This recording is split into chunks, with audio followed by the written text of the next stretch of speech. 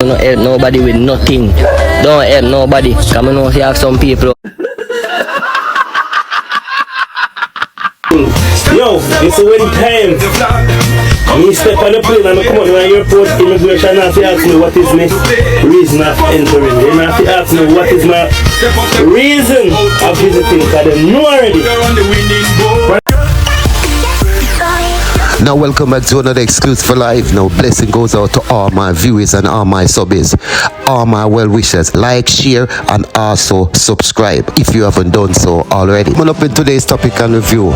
Mounting frustration, no contract, we are no not resolution. The Honorable Minister of Finance and the Public Service has ignored the request from the Jamaica Police Federation for an urgent meeting. Now much blessed and best to my viewers and my subscribers. I want to thank you again for tuning in to another Exclusive for a topic discussion and review.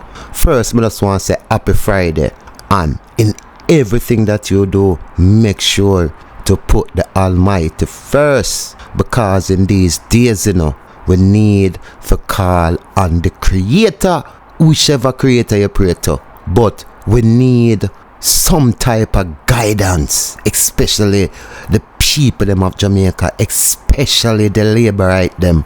Now today's broadcast, I'm gonna show that number 28. All you see my go on and I say there is prosperity. There is only prosperity for him and his Colombo law. Cause here we have the Police Federation of Jamaica once again out, crying out to the government. Look how much youth were out here and alive. I put your life on the line. I'm not even little money where we're supposed to get, we can't get. Mounting frustration, no contract, we are no not resolution. The Honorable Minister of Finance and the Public Service has ignored the request from the Jamaica Police Federation for an urgent meeting for conclusion to the phase 2 of the compensation review 2022-2025 and for a commencement of the salary negotiation for 2025-2027. At the meeting of May 6, 2025, we were told that there will be an early meeting date shared. We waited and we realized that there is another delay on the part of the Ministry of Finance and the Public Service, and a letter was sent requesting an urgent meeting with the Minister on June 26, 2025. Another inordinate delay came our way and we sent another request July 25th, 2025, and it's just recently, July 29th, a response was hand-delivered to say the minister is traveling on overseas duties. The rank and file members, we are not pleased. And the rank and file members, we are very restive. We are demanding a response from the Minister of Finance and the Public Service as soon as possible. We cannot have rank and file members working so hard. Different platforms, different persons, we bask in the glory of a crime reduction. And there is an issue to meet with those who represent this result of excellence. We are demanding a meeting date. Honorable Minister, the rank and file members deserve this. We have earned it, and it is important that you listen to our cry for a meeting. We wish for the Honorable Minister a safe flight back to Jamaica. Fayval, where are you? Police is looking for you. Fayval, where are you? Fayval, where are you? The Police Federation is looking for you. Our people, we have to be careful of Fayva Williams, and Jones, Mind them the one a Nigel Clark Pound, You understand? Cause they've no say that them life depend on the line right now for all the corruption them are going with, A police are look for Fayva Williams, Papa Jesus. Look how hard the police them are got 28. And you dead there. I take 1.4 billion for buy old bus. Now this broadcast yet, me don't ever have much more to say. Me just want to listen keenly to the school bus program where him say him build where prosperity for the kids them, where we say a broke down pan road. The urban center where him say half a St. Thomas people them, where that now benefit the St. Thomas people them in no way, shape or form. The court system of Jamaica, the parliament, where everything inside there is just bare corruption. From the one named Colleen Law come right down. Me assure you say if the system itself is flawed, corrupt, how can you say there is prosperity? Now listen to everything what being said in this video, and do make sure you share it to a laborite so them can see. Now whatever prime minister will say, vote for Jamaica.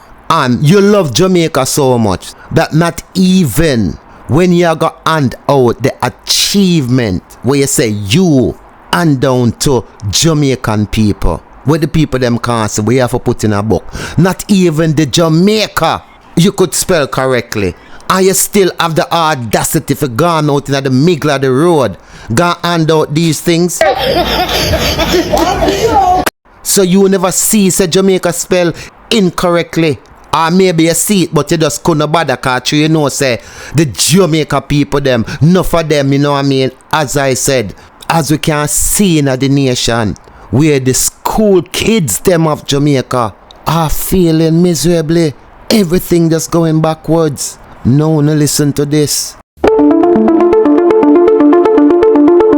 A bold new urban center. Modern, sleek, expensive. But here's what they won't tell you. The people of St. Thomas don't own it. And the rent their council's being asked to pay could bankrupt them.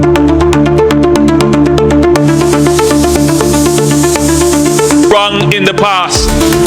To say, regardless of what you have done to me, see, I have made good with my own two hands. I have pulled myself up from the bootstraps. I have stood up against obstacles, and I have overcome. Now, viewers and subscribers, more if you listen good to what number 28 saying, you know, this is how him go around and chat all this crap and getting at the heads of the people them, and the people them not even see the real truth. Listen to what him say and listen to the breakdown of the Urban Center and make your decision. Are you gonna vote for Jamaica or you gonna vote for 28? Remember me tell you, you know, this man, you know, win, lose or draw, you know, this man have to go face the court for him criminal activities. Today is a day when the people of St. Thomas can say, we are overcoming 160 years. Me rascal, me I tell you wickedness can't done. But for him instant, is a big stone in forget and face straight.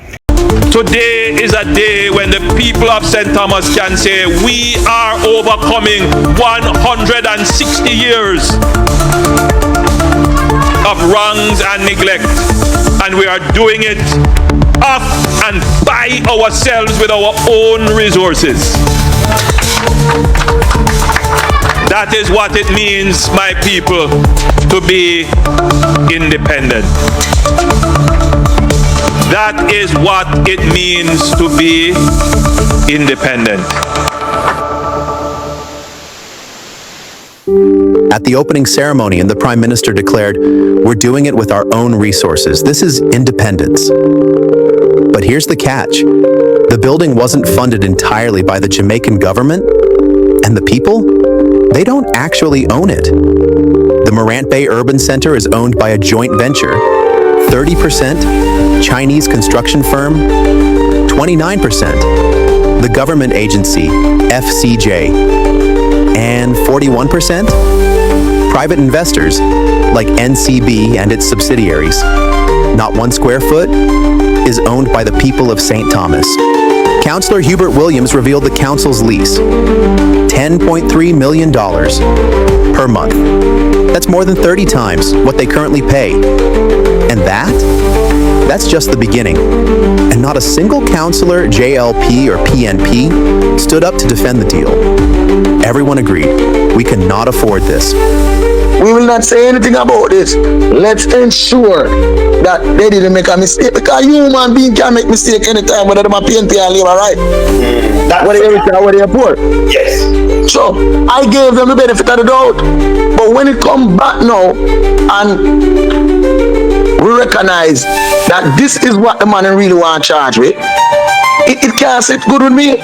Now when we go to council meeting, a general council meeting now, they would love it to be a ushers. The labor rights would want it to be a ushers. James Robertson would want it to be a ushers. But they have to understand, say Hubert Williams I'm a deal with. The lease includes a 7% annual increase, guaranteed. And worse, the rent is pegged to the US dollar. So as the Jamaican dollar weakens, the rent just keeps climbing. Here's the real scandal. The council didn't negotiate this deal. They didn't even know about the rent until the finance meeting, just weeks before the opening. This was arranged by the Ministry of Local Government, led by Minister Desmond McKenzie, without the local municipal council's input. St. Thomas has long faced underinvestment and slow economic growth. Its municipal budget, already tight and often delayed. And despite our efforts, no up-to-date financial reports were available from the council itself. Still, based on similar parishes, the rent they're being asked to pay could consume half or more of their yearly income, leaving little behind for roads, schools, or public services. The rent will be paid by the council, or more likely, by your tax dollars, subventions from central government. In the end, the money flows out of St. Thomas and into a company the people don't even own. This isn't just about one council, it's an entire complex of public agencies, possibly paying millions in rent to a company that the public doesn't own. It's a state-of-the-art facility, but the state doesn't own it. And the public, they only pay the bill. That's not value for money. That's not independence. That's not justice. Sure, some jobs and businesses may come. That's the promise of development. But while a few might benefit locally, the real profits, they go to private investors, not the people footing the bill. $710 million in rent, with annual increases included, over 5 years. That's money that could have paved roads, fixed drains, or built a school. Instead, it's gone into rent. The Morant Bay Urban Center looks like progress, but behind the shine lies a costly truth. It's the people of St. Thomas who will foot the bill, but they won't own a single brick. If this is how development is being done in St. Thomas, how many more deals are happening in silence? Behind closed doors, without public input. This is why Jamaica in Focus exists, to follow the money and expose the truth. Tag someone from your parish. Ask your local leaders who's really benefiting when the public always pays. If this is the model for development, we need to ask, development for who? This is Jamaica in Focus, holding the numbers and the narrative accountable. Based on what we were advised by the Registrar General's Department, Mr. Mark Jefferson Golding has a Jamaican birth certificate. He was registered there. It's there. You know what sink my mind on these things?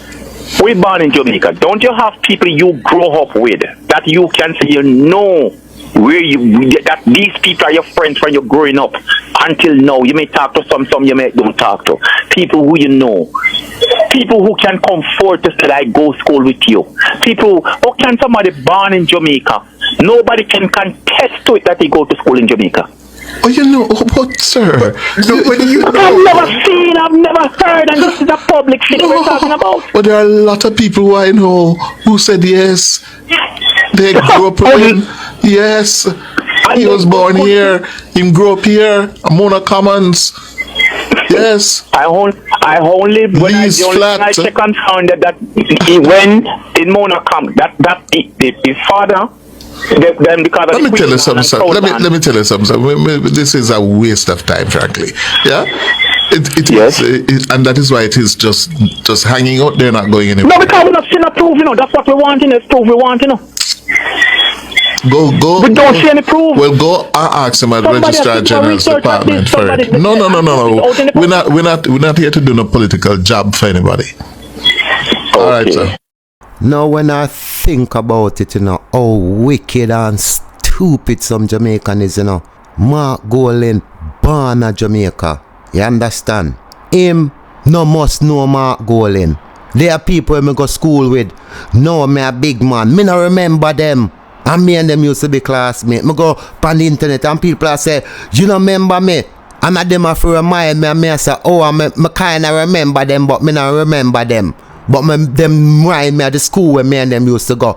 But me literally not remember them. This man a say more evidence say Mark Golding is a Jamaican. Now, I refuse. I said the birth certificate, go up at the birth certificate office. There's evidence up there.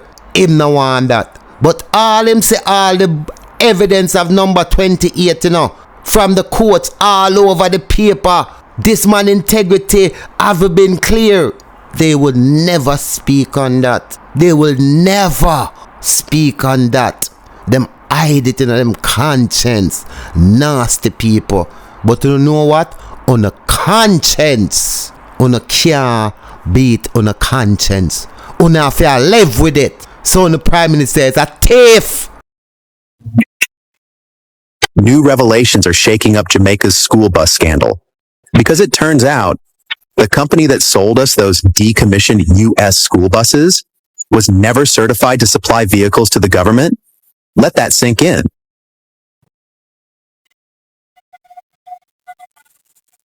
We're talking about El Hydro, the same company that the ministry says supplied 110 used school buses under the Rural Transit Program.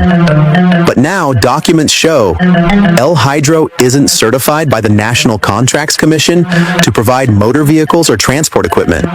And under Jamaica's procurement law, that should have disqualified them. So how did they get approved? How was the contract signed? And who signed off on it? Let's rewind. The buses were already controversial. Many were over 16 years old, decommissioned in the U.S., high mileage, retired from American roads, and now sent to rural Jamaica. But beyond the age and wear, now we know the procurement process itself may have been flawed. According to the Gleaner, the contract was routed through a loophole, a referral from the Ministry of Finance, without competitive tender, and without checks to confirm El Hydro was certified for the job. Meanwhile, certified local auto dealers were never even given a chance to bid. So was this about value for money or something else? Because now, taxpayers are on the hook for 1.4 billion Jamaican dollars. And no one seems able to fully explain how that number was reached or why this company was chosen. And when challenged, officials say they followed the rules. But the rules say only certified suppliers should be awarded contracts of this size. So the real question is, what system are they following? And new evidence only raises more questions. In official letters, the government described these buses as new. But VIN number checks confirmed. Some were built as far back as 2008 and 2009. In other words, these weren't new. They were retired, auctioned, and shipped to Jamaica. Even worse, no pre-shipment safety inspections were required. And now they're carrying children across winding rural roads. And while Minister Vaz insists everything was above board, Senator Auburn Hill's office has also confirmed that the buses were shipped without pre-shipment inspection certificates. But the letters are signed. The deal is done. And some of the buses are already here. So let's be clear. This isn't just one bad contract. It's a window into a broken system where favors are handed out and accountability goes missing. We're not just talking about buses, we're talking about public trust. And this isn't the first time this government has bypassed the system. It's part of a growing pattern of no-bid contracts, suspicious waivers, and companies getting ahead without meeting the rules. Every weekday, thousands of Jamaican students are dismissed at 2:30 p.m. But with parents still at work, they're left unsupervised. That gap, it's when the streets get them. And that's what Opposition Senator Damian Crawford is trying to fix. Therefore, Mr. President, education is in crisis. We have had multiple conversations in the Senate for which I don't need to repeat. Right. But when the World Bank suggests that after 17 years of exposure, the average Jamaican student has a representation of approximately 11 years of effective education. And the latest report that we have seen suggests that only 18% of Jamaican students leaving high school achieved 5 subjects, including math and English. Crawford is proposing a bold but simple plan. Extend the school day by 2 hours, from 2:30 to 4:30 p.m. But listen carefully. It's not more classroom time. It's structured after-school enrichment. Tutoring, homework help, clubs, sports, even fun Fridays. As Crawford put it, we're in an education crisis, and it won't fix itself. This proposal, it's the reset we need. Here's how it would work. Mondays and Wednesdays, homework help, tutoring, academic support. Tuesdays and Thursdays, clubs, sports, creative activities. Fridays, rewards, and recreation. All guided by teachers who choose to participate and get paid. Let's make this crystal clear. No teacher will be forced to stay late. This after-school program is completely optional. Only those who volunteer and will participate. And for those who do, they'll be paid extra to support students and earn more. Right now, we send our kids out the gate at 2:30 and straight into the unknown. The system, it lets them out and lets them down. Every parent knows the danger of idle time. Between 2:30 and 5 p.m., that's when youth are most at risk to fall behind or fall into trouble. In fact, studies show youth crime spikes between 3 and 6 p.m. That's the danger window Crawford's plan is built to close. And guess what? It's already working in New York City. Mayor Eric Adams just launched 40 new after-school sites with a goal of serving 184,000 children by 2027. Academic help, clubs, arts, real impact. Same idea, bigger budget, proven results. Now imagine that, right here, in Jamaica. Children staying on school grounds, not in harm's way, getting help, discovering talents, finding purpose, relieving working parents, and lifting up entire communities. Damian Crawford's plan isn't about politics. It's about prevention, protection, and progress. The plan is ready. But to make it real, we need political will, funding, and a government that puts children first. We've looked at the plan. We've seen the gaps it aims to fill. And we believe this is a step Jamaica should take. Want to see this happen? Share this. Tag your MP. Let's put this plan on the national agenda. At Jamaica in Focus, we break it down. But the conversation continues with you. Got questions about Crawford's proposal or a different view entirely? Drop your honest opinion in the comments. We'll read them, we'll respond, and we'll bring the answers.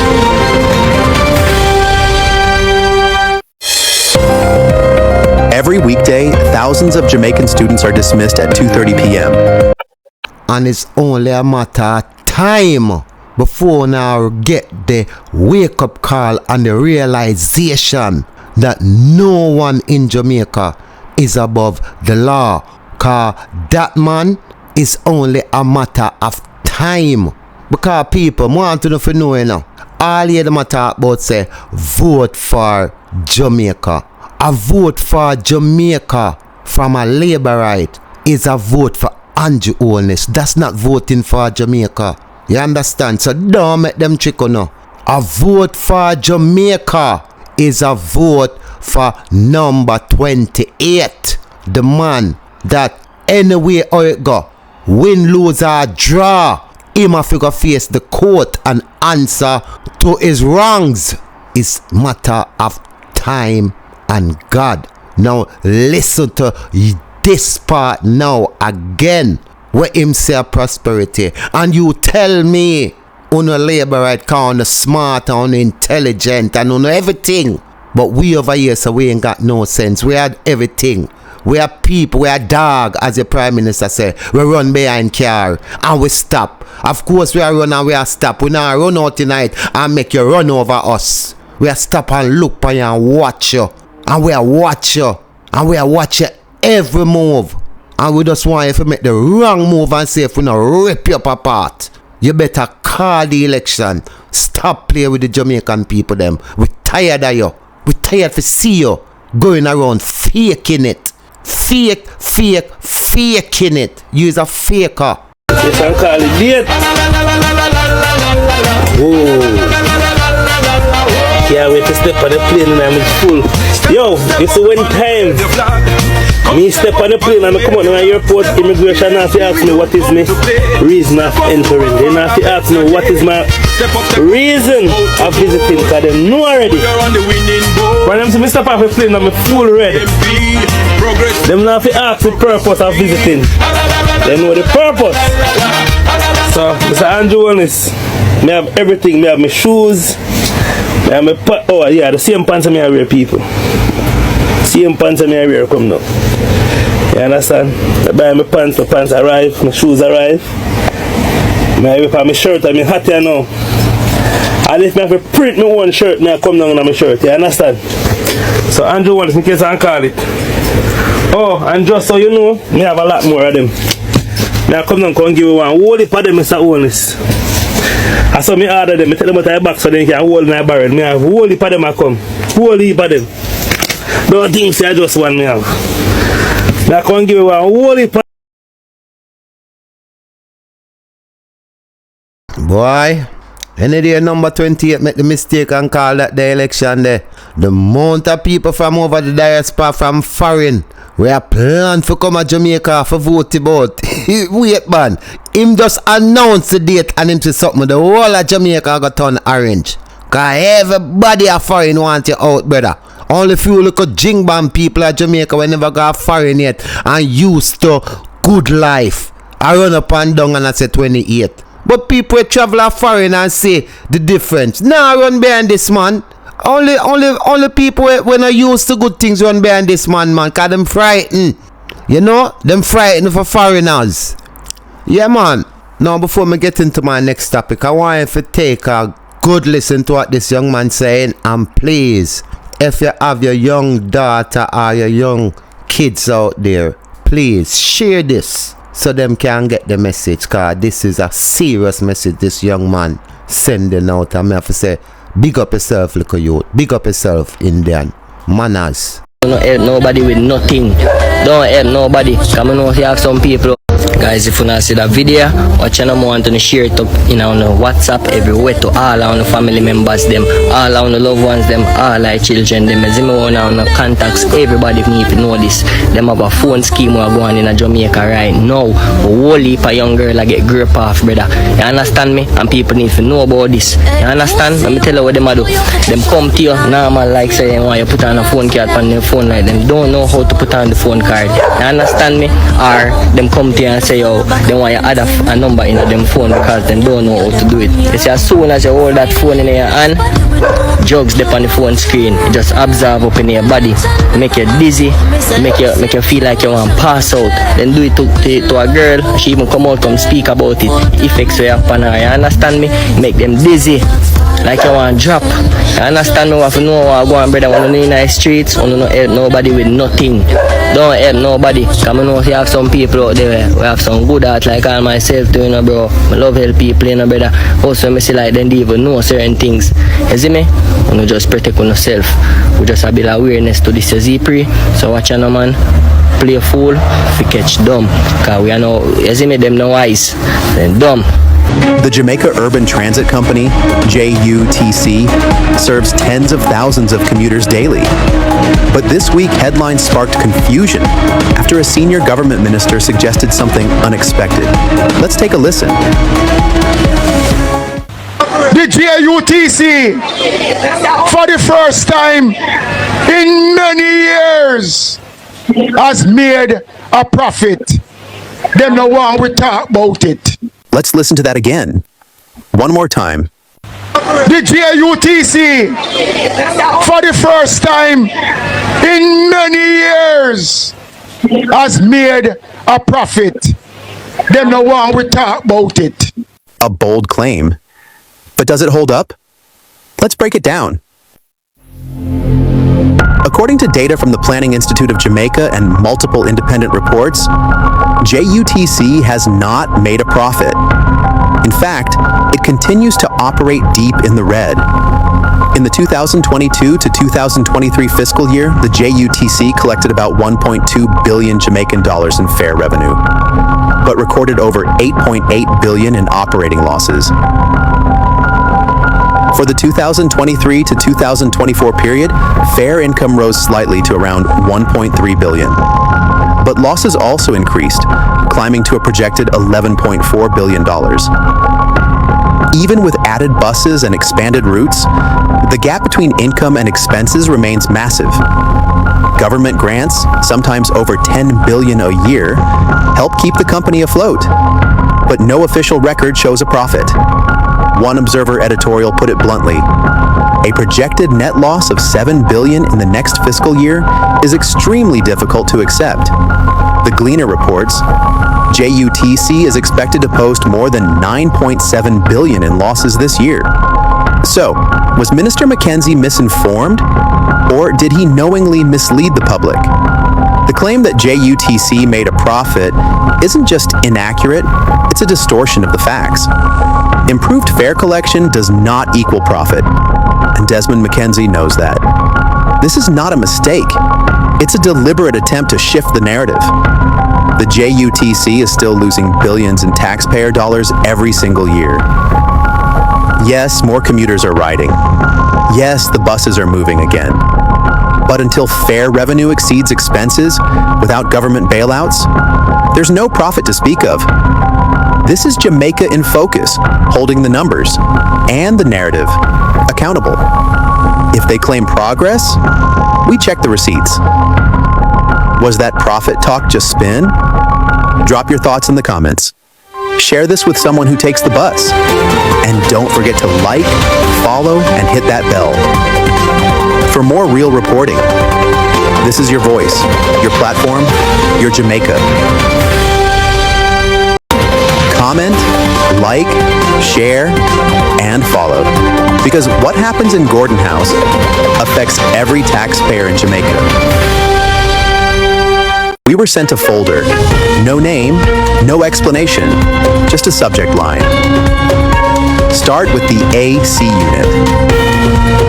What followed was a trail of leaked emails, memos, and financial documents, all from inside Gordon House, and all pointing to the same thing: a parliament at war with its own rules. It began with a fixed asset, an air conditioning unit installed at the Parliament building. No record of funds, no procurement trail. According to the FAA Act, that's a breach. No commitment of funds, no prior approval, and no one willing to take responsibility. But the documents weren't the only thing we received. We were also sent a statement, a staff member, a witness, a cry for help. Case 1, HR department crippled. Clerk to the Houses, Colleen Lowe, reportedly holds full control over hiring. Multiple staff confirmed threats made to the HR director. Standard HR procedures sidelined. Vacancies filled without competition. It's not a department. It's a dictatorship. Case 2. Tara Evans terminated without cause. Evans was employed as senior secretary. Performance reviews were positive. She was recommended for appointment. Instead, she was placed on another probation, then terminated in November of 2024 without any explanation. GOJ staff orders require written reasons and a formal review. She got neither. Case 3, Tamisha McIntyre fired without review. Senior Legislative Counsel. No completed performance assessment. No justification provided. Termination letter handed to her on the last day of work. Effective immediately. This is a direct breach of GOJ's own termination protocols. Case 4. Nadine Riley, suspended indefinitely with pay. Suspended pending investigation. No charges brought. Later reinstated, only to be placed on interdiction. The GOJ has no policy for indefinite paid leave, and the Office of the Services Commissions has yet to intervene. Case 5. Leandria Wilson, abruptly removed. Seconded from Court Management Services. After allegedly disagreeing with Colleen Lowe, she was sent back to her ministry the same day. No documentation, no PR, no explanation. Retaliation in plain sight. Case 6. Closure of the staff canteen. The Parliament canteen, long a support to MPs and staff, has been gutted. The cook, Miss Olga Taylor, contract not renewed. Instead, tens of thousands are spent on private catering. For selected MPs and inner circle staff, taxpayer funds diverted, while regular workers can't afford a hot meal. Case 7. Finance officers were reportedly pressured to breach procurement law. Documents confirm multiple AC units purchased from ATL. Total value, 1.52 million Jamaican dollars. No purchase order, no requisition, no fund commitment. The acting PFO was allegedly threatened, pressured to sign off, despite clear violations of the FAA Act. Case 8, former clerk still without pension. Retired April 2024. To this day, no pension disbursed. Her years of service erased by bureaucracy or sabotage. The Ministry of Finance has offered no explanation. This testimony ends with one repeated call, that Clerk Colleen Lowe must be removed. That silence must be broken, and that the government must act. Because Parliament has become a house of cries, and the country is watching. Inside those walls, people are crying out, not for promotions, not for praise, but for protection. From the very people paid to lead them. They are tired. They are scared. They feel alone. Section 5.9.3 of the FAA Act is clear. No payments should be processed for wasteful spending, unbudgeted items, or activities not in the public interest. Every single payment outlined here violates that rule. Colleen Lowe's official government credit card shows $275,000 for airfare to Westminster, $21,900 for a single meal claim, subscription to Otter.ai, not listed in any approved ICT expenditure, all charged to Parliament, all outside procurement protocols. One retired public servant told us, "This isn't how Parliament is supposed to run." If they can't follow the law inside the House, how can they expect the country to obey it outside? This is not a personal dispute. This is a governance breakdown, and it's happening inside Jamaica's Parliament. The evidence is in your hands now. We reviewed the testimonies. We reviewed the invoices. We reviewed the laws. And the truth is undeniable. This isn't just about policy. It's about people. The people who work behind those walls. And the ones being silenced for doing what's right. This isn't just about Gordon House.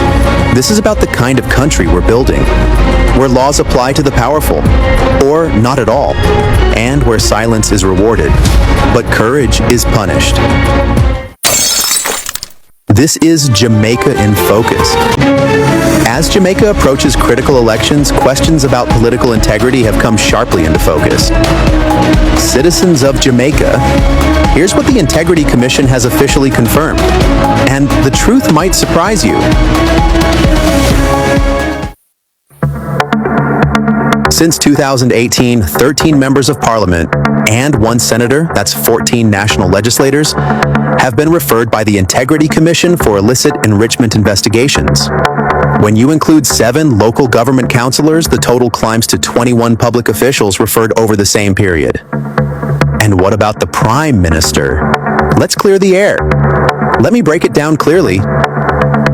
The Integrity Commission examines public officials' declarations and can investigate and prosecute offenses under its own act for illicit enrichment or false declarations. But it does not have arrest powers, nor is it a law enforcement body. If the IC flags suspicious activity, for instance, if the Prime Minister declines to produce required documents, it can refer the case to the FID, which has the legal authority to subpoena records, trace assets, freeze accounts, and pursue criminal charges under the Proceeds of Crime Act. Matters involving suspected unpaid taxes or undisclosed company income go to Tax Administration Jamaica, which can audit, investigate, and impose penalties. In sum, the IC investigates statutory violations but cannot arrest. The FID handles money tracing and criminal enforcement, and the TAJ enforces tax law compliance.